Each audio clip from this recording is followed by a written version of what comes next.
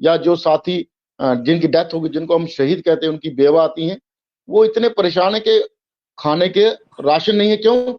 लोगों की नजरों में, सरकार की नजरों में, सर गवर्नमेंट के महकमे से रिटायर हुए हैं, ना उनको फ्री राशन, ना जो प्रधानमंत्री साहब कहते हैं कि हम 80 करोड़ लोगों को फ्री राशन दे रहे हैं, तो टीएचई का डेली वेज को एक 80 लोगों को भी राशन नहीं वो फ्री वाला मिल रहा।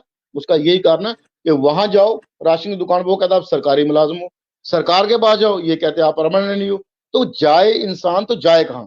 मेरी तरफ से सभी देशवासियों को हैप्पी लोहड़ी। लेकिन डेली वेजरों के लिए हैप्पी नहीं है, क्योंकि ये दूसरी लगातार लोहड़ी हमारी है कि जो हम लगातार संघर्ष कर रहे हैं।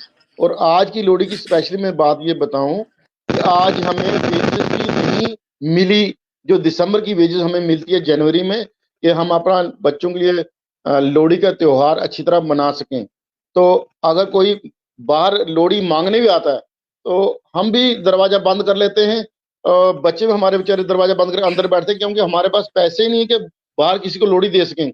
सुबह से 20-25 लोग अभी तक लोहड़ी मांगने बाहर गेट पे आ चुके हैं। तो हमारी हालत आप समझ सकते हैं कि जो बेसिक जरूरत है वेजेस की टाइमली, वो भी रिलीज नहीं हुई। दिसंबर की जो वेजेस है वो जनवरी में मिलनी थी। हम लोगों को उम्मीद थी कि 5 तारीख को हमारी जब प्रिंसिपल सेक्रेटरी साहब से मीटिंग हुई तो हमने ये मुद्दा वहां नहीं रखा, क्योंकि हमें पता है रूटीन मैटर, ये वेजेस आ जाएगी। लेकिन कल भी मैं और मेरे साथी फ्रंट के जो सीनियर मेंबर है, हम चीफ साहब से मिले थे, और चीफ साहब ट्राइंग इज बेस्ट, पूरा ट्राई बेस्ट किया। और उन्होंने ये भी बताया कि हमने नवंबर में जब आपकी वेजेस रिलीज, नवंबर की वेजेस जब दिसंबर में रिलीज की थी, हमने उसी दिन फाइनेंस को लेटर लिख दिया था कि हमारे पास पैसे पूरे नहीं है जनवरी की वेजेस देने के लिए। तो कह रहे थे कि हमें उम्मीद थी कि इतनी एडवांस में हमने कॉरस्पॉन्डेंस किया, पत्राचार किया हुआ या लेटर लिखे हुए, तो ये वेजेस टाइमली आ जाएगी। और कल वो भी बड़ा मायूस थे कि मेरा कम से कम 20-22 साल जो स्टाफ है, अगर उनको वेजेस टाइमली नहीं मिल रही तो मेरी भी लोहड़ी को अच्छी तरह नहीं मनाई जाएगी। लेकिन हमने उनको कहा सर ऐसा है कि परमानेंट एम्प्लॉय जितने भी हैं वो हमारे भाई हैं, हमारे बराबर काम करते हैं, लेकिन सरकार उनको टाइमली हर चीज देती है। और जब डेली वेजर के हक की बात आती है, इवन तक वेजेस टाइमली जो है, चीफ साहब ने कोई 6-8 महीने पहले एक लेटर निकाला था कि 5 तारीख को सभी शीटें अकाउंट सेक्शन में होनी चाहिए कि 10 से 22 तारीख लोगों के अकाउंट में हो जाए। छोटा सा अमाउंट है, 311 रुपए पर डे, मीन कभी 9300 कभी 9600 मिलता है महीने का, वो भी टाइमली नहीं दिया जाएगा और दिन त्योहार पे नहीं दिया जाएगा। पिछले 1.5-2 साल से आप लगातार हमारा जो प्रोटेस्ट प्रोग्राम है 22 जून 2022 से कवर कर रहे हो। जितने भी त्योहार है या डेलिबरेटरी त्योहारों पे हमारी वेजेस रोक दी जाती है, जान के टाइमली नहीं दी जाती, ये हम खुद हैरान है और सोच रहे हैं कि क्या कारण है। एक तरफ सरकार की तरफ से कहा जाता है हम आपका पिछला पेंडिंग देने जा रहे हैं, जिनकी डेथ हो गई है उनके लिए डिटेल दीजिए, जिनकी रिटायर हो गए 60 साल के उनकी डिटेल दीजिए। लेकिन ये जो बेसिक चीज है वेजेस, उस पे भी क्लियर कट अभी सरकार की तरफ से नहीं होता। अगर चीफ साहब ने करीब 1 महीना पहले अगर फाइनेंस को लेटर लिखा या अपने उच्च अधिकारियों को लेटर लिखा कि हमारे पास फंड्स की कमी है तो हमें ये फंड्स दिए जाएं, तो कोई सीरियस है ही नहीं है ऊपर से लेके नीचे। एलजी साहब ये कह रहे हैं कि हम गरीब तक पहुंचने की कोशिश कर रहे हैं, तो गरीब आपके दरवाजे पर खुद पहुंच रहा है पिछले 1.5-2 साल से, उसकी तो सुनिए। नहीं ताज साहब, थोड़ा बदलाव तो हुआ है। Chief secretary A K. मेहता के जाने के बाद आप local chief secretary Atul Tullu आए हैं, कुछ तो फर्क पड़ा होगा। देखिए जो सच्चाई है फर्क पड़ा है, लेकिन हमारे मुद्दे पे अभी तक वो डुल्लू साहब ने मैं ये कह लूं कि वो हमारे लिए नेगेटिव नहीं है। जैसे मेहता साहब पहले थे, उनका 1 पॉइंट प्रोग्राम ये था कि हमने डेली वेजरों को हरास कर रहा है, उनको मतलब बेसिक जो फैसिलिटी है, जो बेसिक इंसान की नीड है, रोटी कपड़ा हमारे बच्चों की एजुकेशन, वो भी नहीं देनी। तो इनकी तरफ ये है कि इनसे हमने हमारा एक इश्यू था 12 बोचर का, जब ये फाइनेंशियल कमीशन थे तो 1 हफ्ते के अंदर इन्होंने हल किया था, हम इनको मिलने गए थे। तो इनसे बड़ी सारी उम्मीदें लोकल हैं। उसके बाद हम इनको अपनी फैमिली का मेंबर भी समझते हैं, क्योंकि इनके फादर 94 से 95 तक पीएचई जम्मू प्रोविंस के चीफ इंजीनियर रहे और बड़ा अच्छा टेन्योर रहा जब वो चीफ इंजीनियर रहे।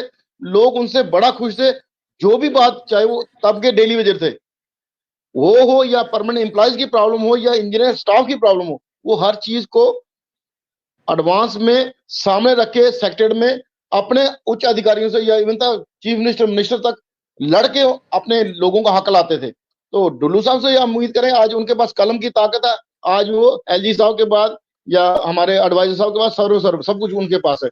तो हम ये उम्मीद करेंगे कि वो गरीबों का भला करेंगे। हमारा मसला वो पिछले 30 साल से जानते हैं। ताज साहब, जब से आप हड़ताल पर लगातार हड़ताल कर रहे हैं, तब से आप कितने लोग रिटायर हो चुके हैं और क्या उनको रिटायरमेंट का कोई बेनिफिट मिला है? एक सिंगल विनोद पैनी जी, भी मिली है सरकार की तरफ से? विनोद जी, बड़ा एक सुनाने में दिल परेशान हो जाता है कि और दिमाग पे प्रेशर रहता है कि साथी जब 30 या 35 साल जब सर्विस देके घर जाता है तो उसको घर वाले ये कहते हैं आप जवान गए थे, आज बूढ़े होके 10 बीमारियां साथ ला रहे हो और सबसे बड़ा अपना बोझ हमारे पर लाद रहे हो। जो आपने जवानी में बच्चों को एजुकेशन के लिए पैसा देना था, रोटी देनी थी, ना आपके पास ढंग का रहने का मकान है, कुछ भी नहीं। उस आदमी सब कुछ इस डिपार्टमेंट को देके चला गया, लेकिन जाते हुए उसको 5 रुपए भी नहीं मिलते। उसके लिए हमें जदोजहद करनी पड़ती है। वो बेचारा, ना उसको कोई पेंशन, ना गवर्नमेंट की कोई स्कीम जो आती है वो उसको दी जाती है। इवन तक कई लोगों ने अपनी जो प्रॉपर्टी थी, जो जमीन जायदाद थी, बेच के बेटियों की शादी कर ली या बच्चे पढ़ा ली। आज वो किराए पे दर दर हैं और उनके बच्चे भी उनको कहते आप हम पे बोझ हो। तो ये कहने का है कि सरकार क्लियर कट, अब ये निजाम बदला है तो हम ये उम्मीद करेंगे डुल्लू साहब पॉजिटिव नेचर से इसको देखेंगे, क्योंकि वो पिछले 30 साल जब उनके फादर पीएचई में चीफ इंजीनियर थे तो घर पे थोड़ी बहुत बात चलती जरूर है, वो इस मसले को 30 साल से जानते हैं। और वो ये भी जानते हैं कि पीएचई का डेली वेजर हो या कोई भी डेली वेजर हो, मैं खासकर पीएचई की डेली की बात करूं, हमारा डिपार्टमेंट जब ये बना आज तक फील्ड स्टाफ के लिए रिक्रूटमेंट रूल, मतलब भर्ती करने की प्रणाली कोई नहीं है, ऐसे ही कोई उसका कानून नहीं है। तो कैसे हम बैकडोर हुए? तो हम लोग जब लगते थे इसी तरीके से लगते थे। पहले लोगों को डेली वेज लगाया जाता था और 7-8 साल वो अपनी पूरी जवानी का गोल्डन पीरियड इस डिपार्टमेंट की गलियां नालियां उखाड़ने में और पाइप में बिछाने में, लोगों को गर्म पानी पहुंचाने का काम करते थे। आज जब उनको रेगुलाइजेशन की जरूरत है, क्योंकि वो मैक्सिमम 45 प्लस हो चुके हैं और कुछ लोग जो रिटायर हो गए, उनकी हालत ये है कि वो हर दूसरे दिन हमारे धरने पे आते हैं, या जो साथी जिनकी डेथ होगी, जिनको हम शहीद कहते हैं, उनकी बेवा आती हैं, वो इतने परेशान है कि खाने के राशन नहीं है। क्यों?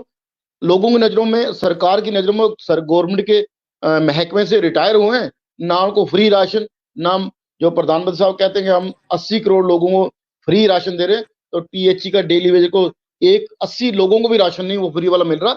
उसका यही कारण है कि वहां जाओ राशन की दुकान पर, वो कहता आप सरकारी मुलाजिम हो, सरकार के पास जाओ ये कहते आप परमानेंट नहीं हो। तो जाए इंसान तो जाए कहाँ? सबसे बड़ी प्रॉब्लम ये है। तो राजेंद्र जी, आप इस प्रोटेस्ट में, जब से आपने प्रोटेस्ट शुरू किया, कितने लोगों का देहांत हुआ है जिनको आप शहीद मानते हैं, और उनके लिए आपकी तरफ से या सरकार की तरफ से क्या किया गया है? विनोद जी, मैं बताऊं आपको कि कम से कम 50 के करीब लोग या तो वो सुसाइड कर गए, या वो ऐसी बीमारी उनको लगी कि वो अपना इलाज प्रॉपर नहीं करवा सके, वो भी सुसाइड है, वो भी कत्ल है सरकार की तरफ से। और जो लोग रिटायर हो गए वही 500-600 लोग हैं जो पिछले 1.5 साल में हर एक डिवीजन से रिटायर होकर चले गए। और वो बड़े जरूरतमंद लोग हैं जिनको आज घर खाने के लिए नहीं है। और मैक्सिमम लोग जो हमारे पीएचई में डेली भी लगता है वो गरीब घर का, देहात का होता है। मेरे जैसे 10 लोग होंगे जिनको घर से फाइनेंशियल सपोर्ट है, तो हम ये लड़ाई लड़ रहे हैं। अदरवाइज 9,000 में ना तो खाना खाया जाता है, ना बच्चों को पढ़ाया जाता है, ना बिजली के स्मार्ट मीटरों का किराया दिया जाता है, ना प्रॉपर्टी टैक्स दिया जाता है, ना कोई और काम किया जाता है। 9,000 एक मजाक है किसी भी डेली वेजर के लिए। आप प्राइवेट सेक्टर में काम करो, आपको आज 15-20 हजार से कम नहीं मिलेगा, क्योंकि हमारे लोग टेक्निकल हैंड हैं। टेक्निकल काम करने के बावजूद आज हमारे राइट्स को दबाया जा रहा है। तो डुल्लू साहब के आने के बाद तमाम डेली वेजर, जिस डेली वेजर ने कभी एजिटेशन नहीं की, जिस डेली वेजर ने कभी अपने हक की आवाज नहीं उठाई, आज वो भी कहता है डुल्लू साहब आए, हम उम्मीद कर रहे हैं। तो भगवान उनको लंबी आयु दे, स्वस्थ जीवन दे, और उम्मीद करेंगे आज लोहड़ी पे वो अगर हमारी बात उन तक पहुंचती है तो इस मसले का फौरी हल करें, क्योंकि लोगों को बहुत सारी उम्मीद है। ताज साहब, आखिर में संदेश, लोहड़ी के अवसर पर प्रशासन को क्या संदेश देना चाहते हैं, अपने लोगों को, डेली वेजर्स को क्या संदेश? विनोद जी, मेरा आपके माध्यम से एडमिनिस्ट्रेशन हो, एलजी साहब हो, कि आप जैसे बना रहे हो, तो डेली वेजर को हमारे हाथ जो खुशियां उसको चाहिए। आज लोहड़ी हो या गुरपुरब हो, दीपावली हो, ईद हो, हम कोई भी त्योहार टाइमली नहीं मना सकते। और डेली वेजरों को ये है कि अपने हक के लिए अगर बाहर नहीं निकलोगे तो जैसे आपका पड़ोसी आपके साथ काम करने वाला 60 साल का डेली वेजर होके घर चला गया, उसको कुछ नहीं मिला, तो नंबर आपका भी लगने वाला है। इसलिए टाइम बहुत कम है। अगर सरकार हमारे हक नहीं देती तो एक बड़ा प्रोग्राम होने जा रहा है, ये एजिटेशन अब तेज करेंगे, हम पीछे हटने का सवाल नहीं है।